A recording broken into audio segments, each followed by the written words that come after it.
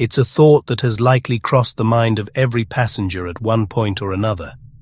You are comfortably settled in your seat, cruising at 35,000 feet, when a strange quiet descends upon the cabin.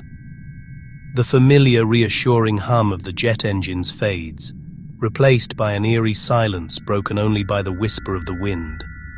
This is the scenario that fuels our deepest anxieties about air travel. The idea of an aircraft losing all its power, becoming a metal shell adrift in the vast expanse of the sky, is a potent and honestly terrifying image. It taps into our primal fear of falling and our sense of vulnerability when we place our trust in complex machinery far above the solid ground we call home. We imagine a sudden, catastrophic plunge, a complete loss of control. But what if I told you that this moment of dreaded silence is not the beginning of the end? What if, instead, it is the start of one of the most remarkable and well-rehearsed procedures in modern aviation? History is filled with extraordinary examples that prove an airliner without engine power is far from helpless. One of the most famous incidents is Air Canada Flight 143 in 1983.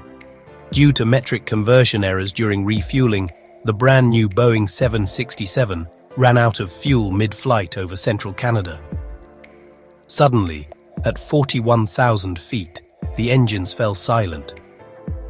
Captain Bob Pearson, First Officer Maurice Quintal, found themselves in command of a 132-ton glider.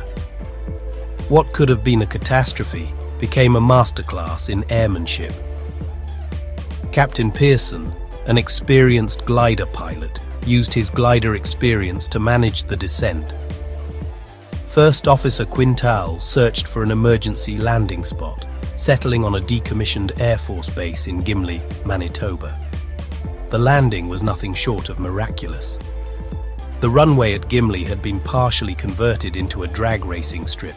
A family race day was in full swing as the silent 767 approached.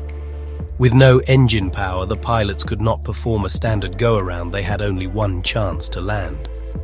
Pearson skillfully maneuvered the massive aircraft, executing a forward slip to lose altitude rapidly, without gaining speed, a technique common in gliders, but almost unheard of in commercial jets.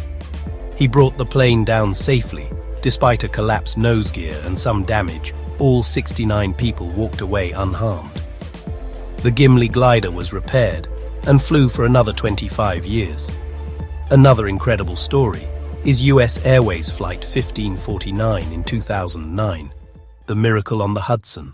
To understand why you can feel secure in the sky, it helps to understand a little bit about the engines that power your journey.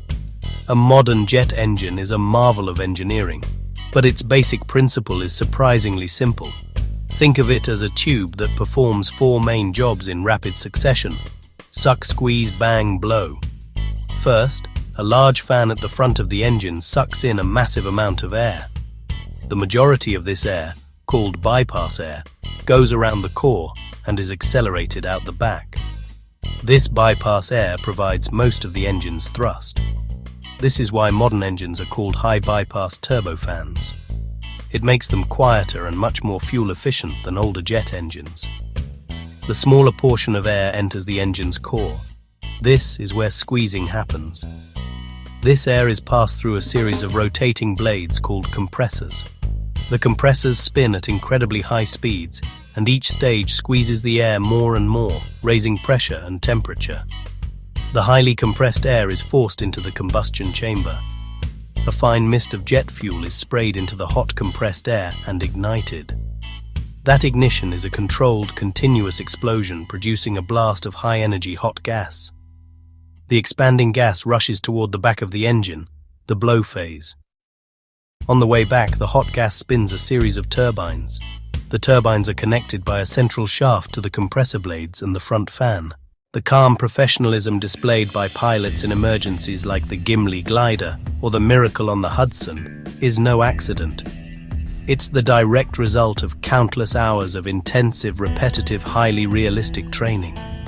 From the very first moment a pilot begins their journey, they're drilled on emergency procedures. Engine failure procedures aren't obscure. They're core competencies practiced repeatedly. This training means pilots don't have to stop and think in a crisis. They act from muscle memory and procedure. That lets them manage situations calmly and effectively. Much of this training happens in full-flight simulators. These aren't games, they're multi-million-dollar cockpit replicas. They sit on hydraulic legs that move and tilt to mimic motion. When the engines of an airliner fall silent, the aircraft doesn't just drop out of the sky like a stone. Instead, it actually becomes a very efficient glider. This is a fundamental principle of aerodynamics. It provides a huge built-in safety margin. The forward momentum the plane already has is converted into a long, slow, and controlled descent. The key here is the aircraft's glide ratio. This ratio describes how many feet forward for every foot of altitude lost. A modern commercial jet has a glide ratio of roughly 20:1, Boeing 777, Airbus A330. From a typical cruising altitude of around 35,000 feet, it can glide for approximately 140 miles in any direction in calm air. That gives pilots a massive area to find a safe place to land. As soon as the engines fail, pilots' first priority is to establish best glide speed. It's a specific airspeed calculated by the engineers who designed the plane. The pilots trim the aircraft to maintain this speed, creating a stable and predictable descent.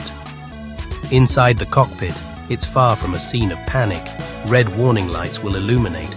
The pilots are methodically working through their checklists, focusing on the task at hand, flying the airplane. A critical device called the Ram Air Turbine, or RAT, automatically deploys. The fear of flying is understandable. It's often rooted in a fear of the unknown. By understanding what happens when things go wrong, the reality is far less terrifying than our imaginations. The thought of all engines failing is dramatic, but the industry is thoroughly prepared. It's not guaranteed disaster. It's a trigger for well-practiced procedures by highly skilled professionals in a remarkably capable machine. The Gimli Glider. The miracle on the Hudson aren't luck. They prove aviation's resilience. Pilot training, aircraft design, air traffic control. Relax, lean back, and enjoy the view from 35,000 feet.